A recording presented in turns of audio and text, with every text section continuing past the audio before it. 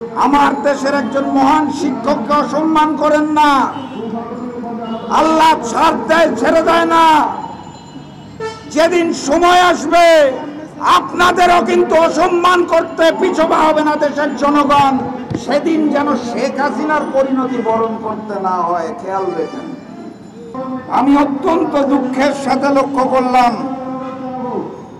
আমাদের একজন সম্মানিত শিক্ষক সলিমুল্লাহ সাহেব, তিনি পুরস্কার গ্রহণ করে দাঁড়িয়ে আছেন আর তার সামনে বসে রয়েছেন। সলিমুল্লাহ সাহেবকে সম্মান দেওয়ার জন্য তাকে দাঁড় করিয়ে রেখে সামনে বসে রয়েছেন উপদেষ্টা মণ্ডলী, থার্ড জেন্ডার উপদেষ্টা মণ্ডলী, যেই সেই উপদেষ্টা মণ্ডলীর মানুষ নয়। তারা বসে থাকেন আসনে সলিমুল্লাহ সাহেবের মতো একজন শিক্ষক যার ছাত্র হওয়ার যোগ্যতাও তাদের নাই, তারা বসে থাকেন একজন শিক্ষককে দাঁড় করিয়ে রেখে অপমান করেন। এই সম্মানের রাজনীতি করেন না। আমার দেশের একজন মহান শিক্ষককে অসম্মান করেন না।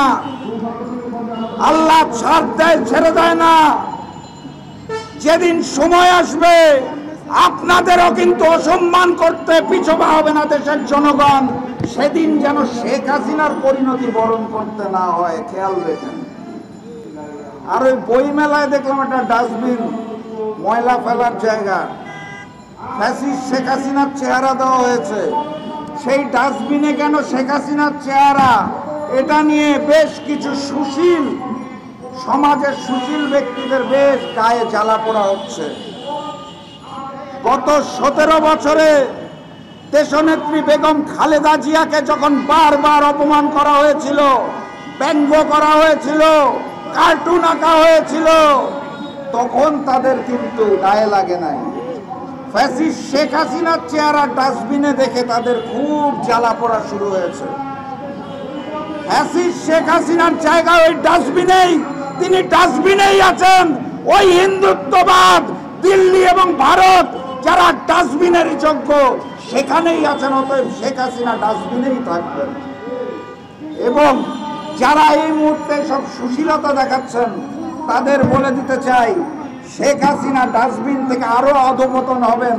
কারণ আওয়ামী লীগ এবং শেখ পরিবারকে ইতিহাসের আস্থা করে নিক্ষেপ করা হয়ে গেছে। ইতিহাসের বইতে তাদেরকে পাবেন ভবিষ্যতে ইনশাআল্লাহ।